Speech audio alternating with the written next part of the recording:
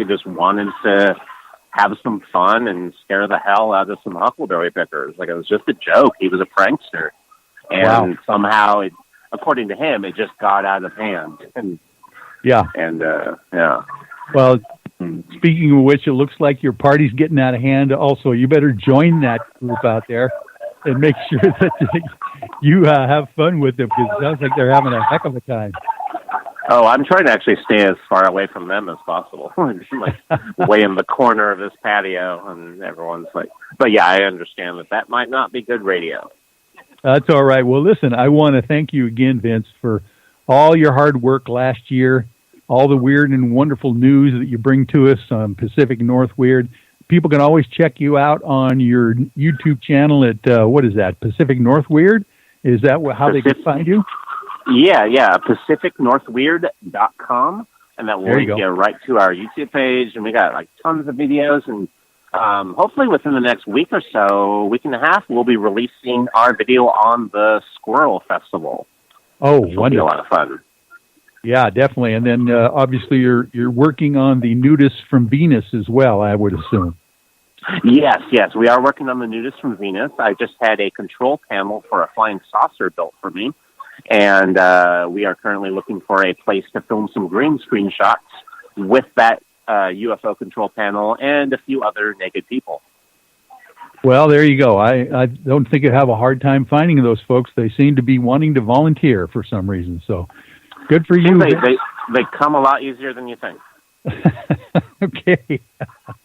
Vince Inzunza from Pacific North Weird. Thank you, buddy. Thank you for joining us at the kickoff show for the new year, 2019. You have a wonderful weekend, and we'll talk to you next week.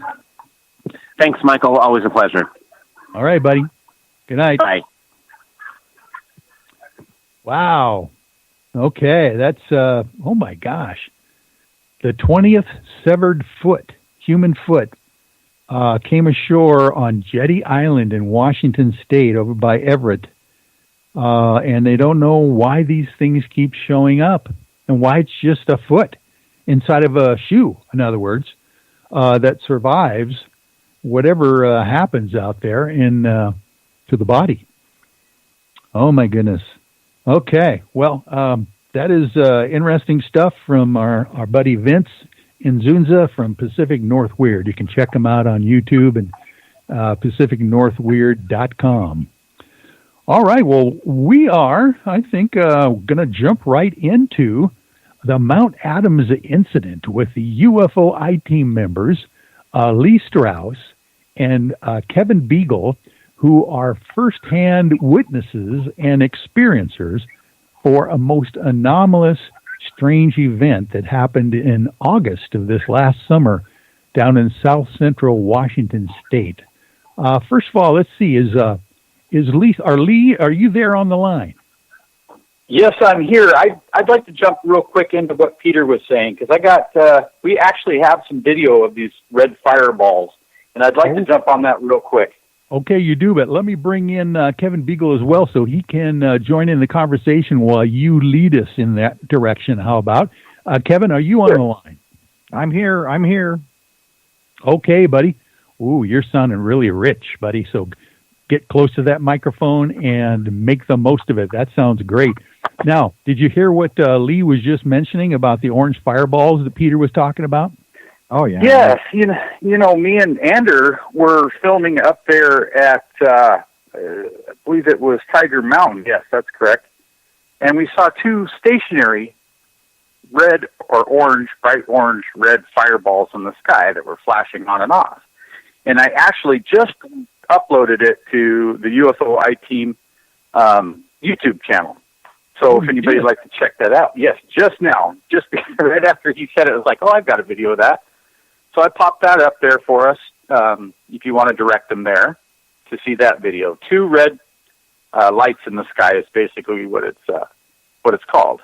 Yeah, and this is Tiger Mountain nearby Issaquah, Washington. Is that right? That is correct, yes. And this was filmed back in 2016. Okay, interesting. So let's set this up for everybody, because while we are talking about the specific events that we are going to describe, people can actually follow along with some of these videos and photographs that we've got up there. And we're talking about the UFO I-Team on the YouTube channel, UFO I-Team. And we've also got some things posted on the UFO I-Team Facebook page as well that we'll be kind of referencing. And each time we do, we'll reference where to find them. But fascinating stuff. How long is this video, by the way, Lee? Well, let me take a look. I think it's only a couple of minutes long, 3 minutes and 50 seconds. So it's not that long of a video, but it definitely gives the listenership an idea of what we were seeing as far as the fireballs in the sky. Yeah. And, Peter has been telling me that same story for years now, where these orange fireballs are just streaking across the horizon. They might be going horizontally to the horizon, by the way, and they don't seem to hit the ground. They just keep going and going and no sound at all. Some of them will have a fiery trail behind them. Some of them won't. But in multiples and many of them sometimes go by as well. Have you seen those videos as well on that, Kevin?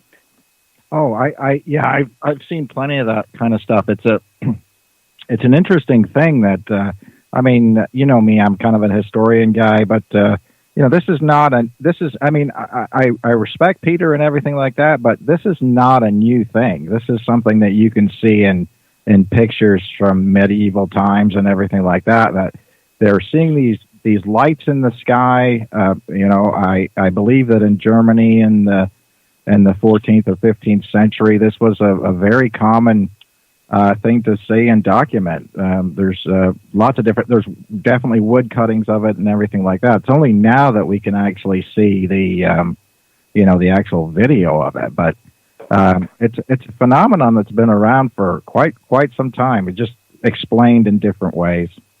Yeah. Well, that is fascinating. And Lee, you were saying that you were there on Tiger Mountain with Ander Uristi. You and he were videoing this. What was your impression on how far away they might have been, and or how low they might have been? And was there any sound that you heard?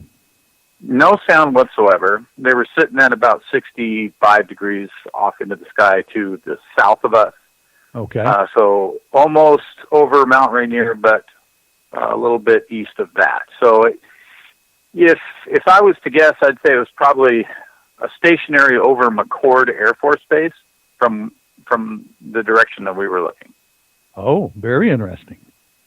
That brings up some real issues right there as well. Yeah, I guess it would be west of Rainier, sorry. But okay. Yeah, west of Rainier. Got it. Okay. Well, now that go ahead, Kevin. No, I just have a quick question for Lee, though. This is one of the things that I always try to ask. Was it more plasma-like, as sort of an amorphous shape, or was it? Yes. Yeah. Okay. So I would say it was definitely plasma-like, and you'll be able to see the video later, or if you can see it now, if you pop on there on the YouTube channel. Yeah, I'm afraid if I do it now, then I'll kill everything. The air and everything like that. So yeah, we don't want to lose you. Yeah. But basically, was this thing? Was it pulsing at all? Was it the same, kind of configuration while you were looking at it? And on the video, what would we see when we look at the video?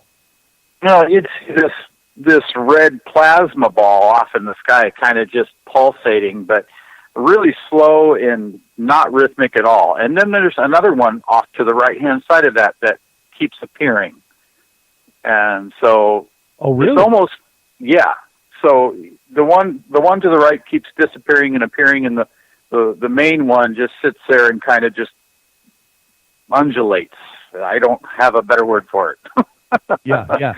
Well, that's reminiscent of our sighting up at the Pallades in North Washington State as well, with those various anomalous pulsating lights that come in and out. But these ones here just stay like a deep orange or red color the whole time. Okay. And then what happened? Did they disappear? Did you stop filming, or what happened? I had to stop filming, Michael, because You know, it was going on and on and on and on, and it just didn't stop. It didn't seem to change at all. So we just cut the film. You know, I think we were probably into it 45 minutes, but I put the most exciting parts in here for 3 minutes and 50 seconds. Oh, fantastic. Well, speaking of video and audio evidence here, guys, I really appreciate you coming on tonight because we have not, you know, we've talked about the Mount Adams incident quite a few times leading up to the end of the year, which happened in August of this past summer. But I thought it would be great to invite you, Lee, and you, Kevin, on the show so we can really drill down into some of the details that people have been asking about and the questions that they've had from some of these reports. So I think what we'll do is I'll start off with a little introduction, and then I'll kind of throw it to both of you guys one at a time just to kind of fill in some details here. But let me explain that the UFO I-Team, who is a very highly educated group of paranormal and UFO field investigators that I have founded and direct, typically go out and do multiple investigations all year long. And last year we were all over the place. We were in Mount Baker, Mount Adams, Quinault Beach out on Ocean Shores, Eastern Washington, and it's just fantastic, all the things that we're filming and being able to get on tape for proof. So we decided that Mount Adams was the place we were going to go to in August. And I think the whole event took place between August 24th and August 29th. So it was like a 6-day, 5-night kind of a tour that we did down there. The first thing we did was show up at E-City Ranch, which is James Gilliland's UFO haven down there in south of Mount Adams. By the way, let's stop right here, Lee, and just have you say, do you know how tall Mount Adams is at this point? Yeah, I give you a pretty close. It's 12,400 and some feet, I believe, if I'm not mistaken. Yeah. Okay, great. 12,000 feet high, and it's snow-covered year-round, even in the summer. Isn't that correct? Yes, that is correct. Towards the top, of course, but yes. Yeah. And glaciers and whatnot. And E-City Ranch is just this beautiful skywatch field at the base of the mountain, but it's on the southern part of the base of the mountain, about, 14 miles away from 14 miles away. Yeah. You got it. And James Gilliland, who has owned the property for well over 30 years, invites the public to come down, camp overnight, stay in a yurt. You've even got, basic hotel rooms that you can stay at on the property. And every night he pretty much has a sky watch where you are almost guaranteed. I can't really say that because you don't want to have someone really be upset if they don't see anything. But almost any night of the week you go down there and there will be some anomalous aerial craft coming in and out of the area there.